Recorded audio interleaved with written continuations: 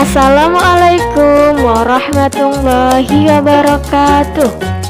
Hari ini kita akan belajar bab 5, yaitu kisah keteladanan Luqman. Ada yang tahu nggak ya Luqman itu siapa? Kenapa Luqman atau kisah Luqman bisa diabadikan di dalam Al-Quran?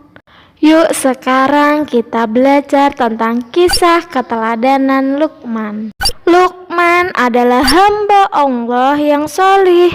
Ia tidak menerima kenabian, tetapi ia menjadi seorang ayah pilihan Allah. Luqman seorang yang berkebangsaan Habsyi, Ethiopia, berasal dari kota Sudan. Pekerjaannya sebagai tukang kayu. Tubuhnya pendek, dia memiliki kekuatan dan mendapat hikmah dari Allah, sehingga nasihat yang disampaikan kepada anaknya diabadikan di dalam Al-Quran. Luqman adalah anak dari Bau'ra bin Nahur bin Tareh, sedangkan Tareh bin Nahur merupakan nama dari Azar, ayah Nabi Ibrahim alaihissalam. Luqman hidup selama 1000 tahun. Ia menjadi guru Nabi Daud sebelum diangkat menjadi nabi.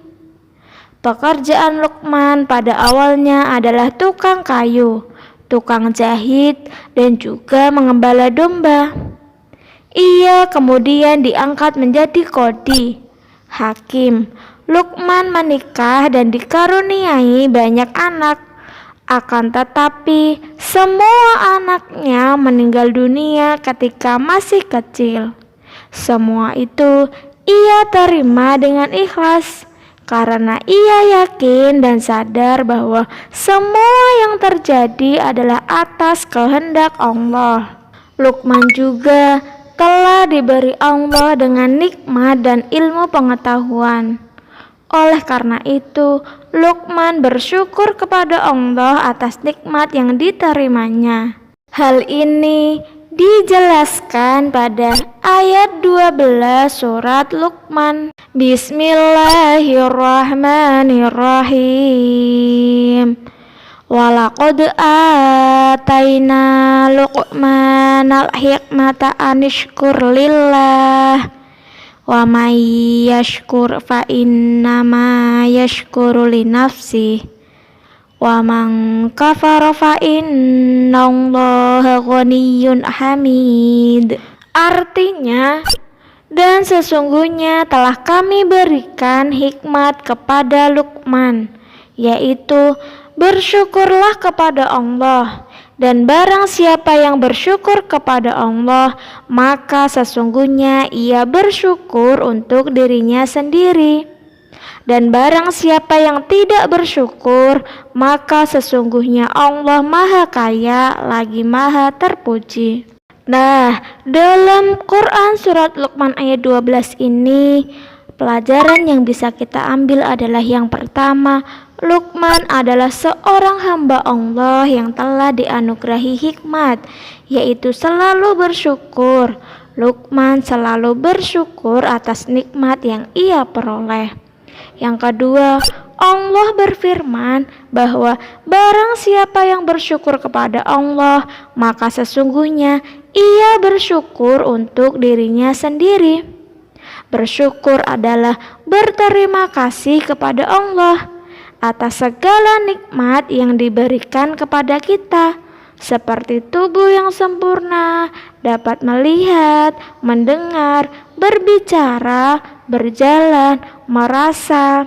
Kita dapat makan, minum, tempat tinggal, dan semua yang ada pada diri kita itu adalah nikmat dari Allah.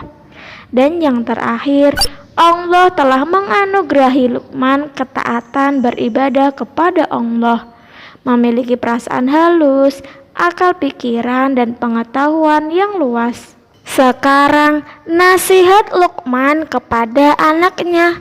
Apa sih nasihatnya? Kok bisa sampai diabadikan di dalam Al-Quran? Yang pertama ada surat Luqman ayat 13, yaitu jangan musyrik atau menyekutukan Allah. Bismillahirrahmanirrahim. Wa idh qala Luqmanu li ibnihi wa huwa ya'idhuhu ya bunayya la tusyrik billah inna syirka la zulmun azim. Artinya, dan ingatlah ketika Luqman berkata kepada anaknya di waktu ia memberi pelajaran kepada anaknya, "Hai anakku, janganlah kamu mempersekutukan Allah. Sesungguhnya mempersekutukan Allah adalah benar-benar kezaliman yang besar." Dari ayat 13 ini kita bisa belajar bahwa dosa besar hukumnya menyekutukan Allah. Mempersekutukan artinya menyerupakan sesuatu dengan Allah. Misalnya, menjadikan matahari sebagai Tuhan lalu disembah, atau membuat patung sebagai Tuhan lalu disembah. Yang kedua, jangan menyamakan Allah dengan sesuatu apapun, karena tidak akan pernah sama. Sehebat apapun manusia atau makhluk Allah yang lain, tidak akan bisa menyamai Allah sebagai pencipta alam semesta dan sebagai sumber nikmat dan karunia. Allah Maha Sempurna dan Maha Kuasa dalam segala-galanya. Barang siapa ingkar kepada Allah, maka orang tersebut telah berbuat kezaliman yang sangat besar. Nasihat yang kedua ada di dalam Al-Quran surat Luqman ayat 18. Jangan angkuh dan sombong.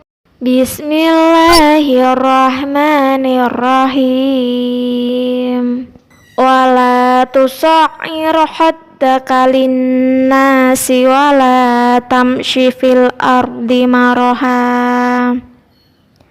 Innallaha la yuhibbu kulla mukhtalin fakhur. Artinya, dan janganlah kamu memalingkan mukamu dari manusia karena sombong, dan janganlah kamu berjalan di muka bumi dengan angkuh. Sesungguhnya Allah tidak menyukai orang-orang yang sombong lagi membanggakan diri. Dari ayat 18 kita bisa belajar bahwa Luqman mengajarkan kepada anaknya untuk berperilaku rendah hati, tidak angkuh dan sombong. Misalnya, bertemu teman mengucapkan salam sambil menyapa. Yang kedua, tidak bersikap acuh tak acuh terhadap orang lain, angkuh, merasa hebat sendiri. Misalnya merasa paling kaya, paling pintar, dan paling hebat. Yang ketiga, Allah tidak menyukai orang-orang yang angkuh dan sombong lagi membanggakan diri. Orang yang sombong itu dibenci oleh Allah. Selanjutnya, nasihat yang ketiga ada dalam Quran surat Luqman ayat 17. Hendaklah berbuat kebajikan. Bismillahirrahmanirrahim. Ya bunayya aqimis sholata wa'mur bil ma'rufi wanha 'anil munkari wasbir 'ala ma asabak. Inna dzalika min azmil umur. Artinya, hai anakku, dirikanlah sholat dan suruhlah manusia mengerjakan yang baik, dan cegahlah mereka dari perbuatan yang mungkar, dan bersabarlah terhadap apa yang menimpa kamu. Sesungguhnya yang demikian itu termasuk hal-hal yang diwajibkan oleh Allah. Dari ayat 17 kita bisa belajar bahwa Luqman menasihati anaknya agar mendirikan sholat, baik sholat wajib maupun sholat sunnah. Yang kedua, Luqman juga menasehati agar mengerjakan sesuatu yang baik, misalkan rajin sholat, patuh kepada orang tua, kepada ibu bapak guru, rajin mengaji dan rajin belajar. Yang ketiga, Luqman juga memberikan nasihat untuk menghindari perbuatan buruk seperti syirik, membenci orang tua, berkelahi, berkata kasar, atau tidak mau menolong orang lain. Dan yang terakhir, nasihat Luqman adalah hendaklah selalu bersikap sabar, yaitu sabar mengerjakan yang baik dan sabar menghindari yang buruk. Alhamdulillah, hari ini kita telah belajar kisah keteladanan Luqman. Jangan lupa nasihat-nasihat Luqman harus kita amalkan dan kita teladani dalam kehidupan sehari-hari kita. Wassalamualaikum warahmatullahi wabarakatuh.